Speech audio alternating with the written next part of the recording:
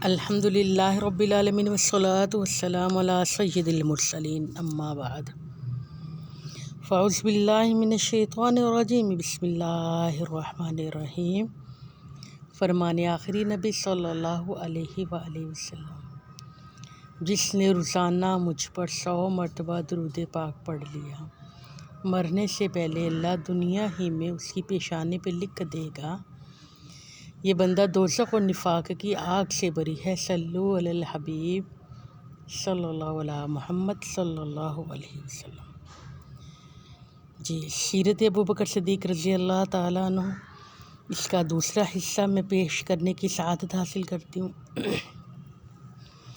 ابوبکر صدیق، جب آپ نے قبول کیا، اس وقت کم و بیش آپ کی عمر 35 سال تھی۔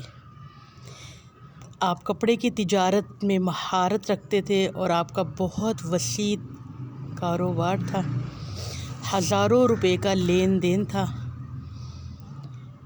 آپ نے اپنے زمانہ کے نشیب و فراز دیکھے ہوئے تھے اور یہ حقیقت آپ پر پوری طرح واضح ہو گئی تھی کہ اسلام لانے کے بعد آپ کے کاروباری مفاد پر کیا رد عمل کیا اثر پڑے گا، شان و شوکت کا اور احترام کا کیا حشر ہوگا، کاروبار تباہ ہو جائے گا، عزیز و اقارب اغیار بن جائیں گے، دوست احباب آنکھیں پھیر لیں گے۔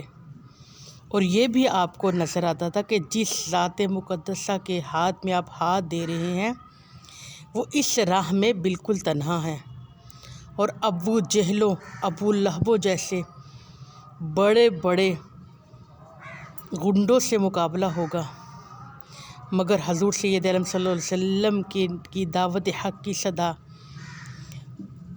آپ کے دل پر کام کر چکی تھی، اور دل و جان سے آپ رسول اللہ صلی اللہ علیہ وسلم کے دامن سے وابستہ ہو چکے تھے، اور پورے 30 سال تک محبت مصطفیٰ صلی اللہ علیہ وسلم کی رفاقت کا شرف حاصل کیا۔ جانثاری اور اطاعت کی مثال آپ نے قائم کی۔ آپ کو سمجھ آ رہا ہوگا، جب تک تبلیغ اسلام پر رازداری کا پردہ پڑا رہا، کفار قریش نے مسلمانوں سے مزاحمت نہ کی اور نہ ہی ان کو اس کی ضرورت محسوس کی، اس لیے کہ عقیدے کی تبدیلی مکے میں کوئی انوکھی بات نہ تھی۔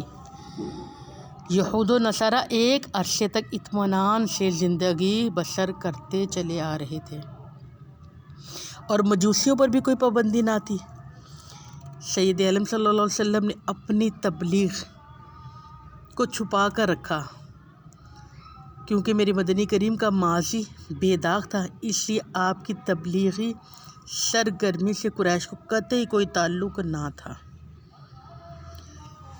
جب حضور سید عالم نے کوہ صفا پر بلا کر عمادین قریش کو دعوت دی، دین اسلام کی حقیقت بیان فرمائی، تو جھوٹے خداؤں کی عبادت سے منع کیا، برائی سے روکا، نیکی کی انہیں ترغیب دی، تو قریش کے سرداروں کے تن بدن میں آگ لگی اور باطل اپنے تمام طاقتوں کو لے کر حق کے مقابلے میں ڈٹ گئے۔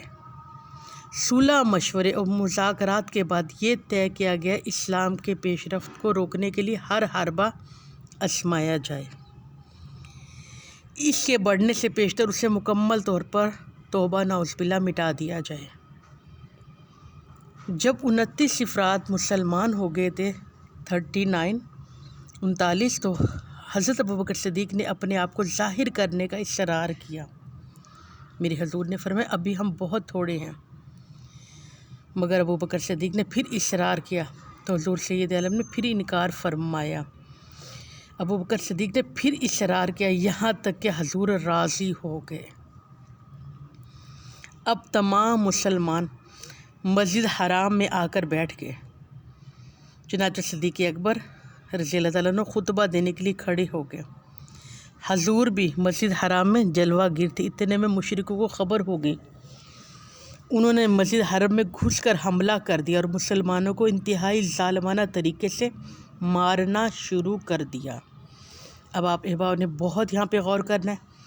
عتبہ بن ربیع انتہائی ظالم شخص تھا، وہ انتہائی دردی کے ساتھ ظلم کرتا رہا، مارتا رہا، اور سیدنا ابوبکر صدیق کی طرف متوجہ اور آپ کو انتہائی بے دردی کے ساتھ پھر مارنا شروع کر دیا۔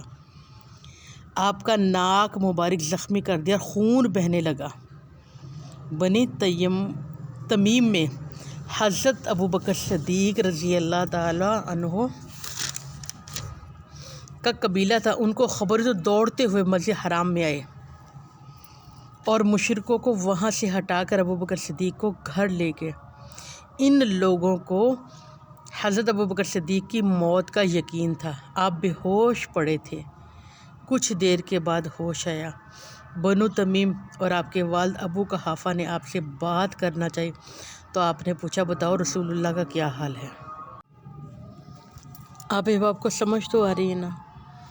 ابوبکر صدیق کو جب ہوش آیا اور لوگوں سے پوچھا کہ بتاؤ میرے رسول اللہ کیسے ہیں، ان کا کیا حال ہے، تو آپ کے قبیلے کے لوگوں کو ان پر غصہ آ گیا اور وہ ملامت کرتے ہوئے چل پڑے۔ حضرت ابوبکر صدیق نے اپنی والدہ حضرت ام الخیر سلمہ سے یہی سوال کیا، رسول اللہ کا کیا حال ہے؟ انہوں نے بھی لا علمی کا اظہار کیا۔ آپ کے پاس حضرت عمر فاروق رضی اللہ تعالیٰ عنہ کی مشیرہ ام جمیل رضی اللہ تعالیٰ عنہ آئی تو ان سے معلومہ کہ حضور سید عالم بخیریت عافیت میں ہیں اور دار ارقم میں ہیں۔ یہ سن کر انہیں اطمینان ہوا اور ساتھ ہی فرمایا کہ میں اس وقت تک کچھ نہ کھاؤں گا نہ پیوں گا جب تک اپنی آنکھوں سے رسول اللہ صلی اللہ علیہ وآلہ وسلم کو دیکھ نہ لوں، اور اس بات پر آپ نے قسم اٹھا لی۔ چنانچہ والدہ کا سہارا لے کر میرے نبی کی بارگاہ میں حاضر ہوئے۔ چہرہ انور دیکھتے ہی گر پڑے اور قدموں کو بوسہ دیا۔ میرے حضور نے ابوبکر صدیق کی حالت دیکھی تو آپ کا بھی دل بھر آیا۔ حضور نے اپنے چچا حضرت حمزہ اور ابوبکر صدیق ام الخیر رضی اللہ تعالیٰ عنہ کو کے لیے بھی اسی دن انہوں نے بھی اسلام قبول کر لیا۔ حضور کے چچا حضرت حمزہ ابوبکر صدیق کی والدہ ام الخیر نے بھی اسی دن اسلام قبول کیا۔ جناب ابوبکر صدیق کی کیا شان ہے کہ آپ رضی اللہ تعالیٰ عنہ تمام صحابہ سے زیادہ سخی تھے۔ جس دن آپ مشرف با اسلام ہوئے آپ کے پاس 40,000 دینار تھے۔ آپ نے تمام دینار میرے مدنی کریم کے قدموں پر نچھاور کر دیے۔ آپ نے اپنے مال سے بہت سارے غلاموں کو آزاد کروایا۔ اس سے میرے نبی کریم ارشاد فرمایا کرتے تھے، مجھے جتنا نفع ابوبکر کے مال نے دیا کسی کے مال نے اتنا نفع نہ دیا۔ اور میرے حضور سید عالم صلی اللہ علیہ وسلم اپنے جان نثار صحابہ کرام کو طرح طرح کی کفار اذیت دیتے تو آپ آقا علیہ السلام پریشان ہوتے۔ کبھی بلال کے گلے میں رسی ڈال کے بچوں کے حوالے کیا جاتا، گلی کوچوں میں گھسیڑا جاتا، کبھی ریگستان پہ ریت پہ لٹایا جاتا، کبھی دھوپ میں لٹا کر لاٹھیاں ماری جاتی۔ اس طرح مسلمانوں کو اذیت دی جاتی۔ اور ابوبکر صدیق رضی اللہ تعالیٰ عنہ ان کو بھی بہت زیادہ پریشانی کا سامنا تھا، مگر یہ میرے حضور کی جدائی کو گوارا نہ کر سکتے تھے۔ میرے حضور نے تمام کافی مسلمانوں کو حکم دیا کہ حبشہ کی طرف ہجرت کر جاؤ، جن میں 11 مرد اور 5 عورتیں حبشہ کی طرف، پہلے دریا تک تو پیدل کی، پھر وہاں سے بیٹھ کر کشتی میں انہوں نے حبشہ کی طرف ہجرت کی۔ ابوبکر صدیق کو بھی میرے آقا نے کہا ہجرت حبشہ جانے کا حکم دیا۔ یہ ہجرت آزادی کے ساتھ عبادت الہی کرنے کی غرض سے تھی۔ ابوبکر صدیق نے بھی حبشہ کی طرف ہجرت کا ارادہ کر لیا۔ جب آپ مکہ سے یمن کی جانب 5 دن کی مسافت آپ نے طے کر لی تھی، وہاں پہنچے تو ابن دغنہ سے جو قبیلہ قادرہ کا سردار تھا ملاقات ہوئی۔ ابن الدغنہ نے پوچھا کہاں کا ارادہ؟ آپ نے فرمایا مجھے میری قوم نے نکال دیا، اب میں چاہتا ہوں کہ سیار و سیاست کروں اور اللہ تعالیٰ کی عبادت کروں۔ ابن الدغنہ نے کہا آپ جیسے شخص کو کیسے شہر بدر کیا جا سکتا؟ تم غریبوں کو مالی مدد کرتے ہو، صلہ رحمی کرنے والے، واپس جاؤ، میں تم کو اپنی پناہ میں لیتا ہوں، وہاں تم اللہ کی عبادت کرتے رہنا۔ آپ کو مکے لے آئے۔ قریشی نے جب دیکھا اور کہا تم نے اس کو پناہ دیا ہے، اس لیے اگر وہ چھپ کر عبادت کرے تو ہم اسے کچھ نہیں کہتے۔ صدیق اکبر نے کچھ عرصے پوشیدہ طور پر عبادت کری، مگر پھر اپنے اپنے گھر کے صحن میں مسجد بنا لی۔ آپ عبادت کرتے اور وہیں بیٹھ کر قرآن کی تلاوت کرتے اور روتے۔ آپ کی رقت آویز آواز سن کر قریش کے نوجوان اور قریش کی عورتیں ان کے ارد گرد جمع ہو جاتی۔ اب قریشیوں کو اندیشہ ہوا کہ ان کے بچے اور عورتیں قرآن سن کر کہیں ایمان نہ لے آئیں، تو انہوں نے ابن الدغنہ سے شکایت کی کہ کہا کہ جا کر ابوبکر صدیق کو چھپ کر تلاوت کیا کرے، اگر ایسا نہ کیا تو تم ان کو اپنی پناہ سے ہاتھ اٹھا لو۔ وہ آیا تو اس نے ابوبکر صدیق سے یہی بات کہ آپ نے فرمایا مجھے اب تیری پناہ کی ضرورت نہیں، میں اللہ تعالیٰ کی پناہ میں آ گیا ہوں۔ جی، سیرت ابوبکر صدیق پہ ہم بات کر رہے ہیں۔ حضور سید عالم صلی اللہ علیہ وسلم کا مرتبہ قریش میں بہت بلند تھا۔ آپ کا شمار قبیلے کے معزز ترین لوگوں میں ہوتا تھا۔ بنو ہاشم آپ کے حمایتی تھی، اس لیے باوجود آپ قریشی کی اذیت سے بچ نہ سکے۔ میرے مدنی کریم اور آپ کے جانثاروں کو شدید تکلیف پہنچاتے تھے، مگر اسلام کے نشے سے انہوں نے اپنی جان کی پرواہ نہ کی، کیونکہ اسلام اتنا اپنی جانوں میں رچ بس گیا تھا ان لوگوں کے۔ حضرت سیدنا ابوبکر صدیق کو اپنی پرواہ تو تھی نہ، مگر فکر تھی تو میرے حضور کی کہ میرے نبی کو کوئی تکلیف نہ پہنچے۔ جب کبھی کوئی ایسا واقعہ پیش آتا تو ابوبکر صدیق موقع پر پہنچ جاتے اور حضور سید عالم کی حمایت کے لیے اپنا سینہ پیش کرتے۔ برکت کے لیے ایک دو واقعہ کہ حضور سید عالم کعبۃ اللہ میں نماز پڑھ رہے تھے کہ عبداللہ ابن ابی معیط ادھر آ نکلا۔ آپ سید عالم کی گردن پر اپنی چادر ڈال کر اس طرح بل دیے کہ آقا علیہ السلام کا سانس گھٹنے لگا۔ اتنے میں ابوبکر صدیق پہنچ گئے۔ آپ نے عتبہ کو کندھے سے دھکیل کر ہٹایا اور فرمایا ظالمو، تم اس شخص کو قتل کرنا چاہتے جو کہتا ہے کہ میرا رب اللہ ہے۔ یہ بخاری شریف کی حدیث ہے۔ ایک اور حدیث، حضرت علی مرتضیٰ رضی اللہ تعالیٰ عنہ اس حدیث کو روایت کرتے ہیں کہ ایک دفعہ میں نے دیکھا کافروں نے حضور کا گھیرا کر رکھا ہے اور کوئی کافر اب کو دھکیل رہا ہے، کوئی پکڑ کر کھینچ رہا ہے اور کہہ رہا ہے کہ تم وہی ہو جس نے ہمارے خداؤں کو برا کہا۔ اہل ایمان میں سے کسی شخص میں آگے بڑھنے کی ہمت نہ ہوئی۔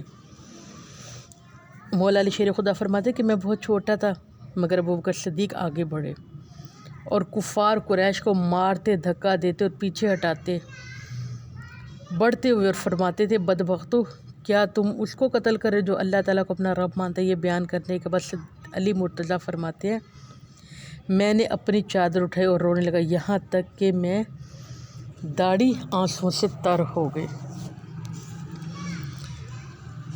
اور صدیق اکبر نے زندگی کا ہر سانس دعوت اسلام کی اس کے لیے وقف کر دیا تھا، اور میرے حضور سید عالم صلی اللہ علیہ وسلم کے دست و بازو قوت بنے رہے۔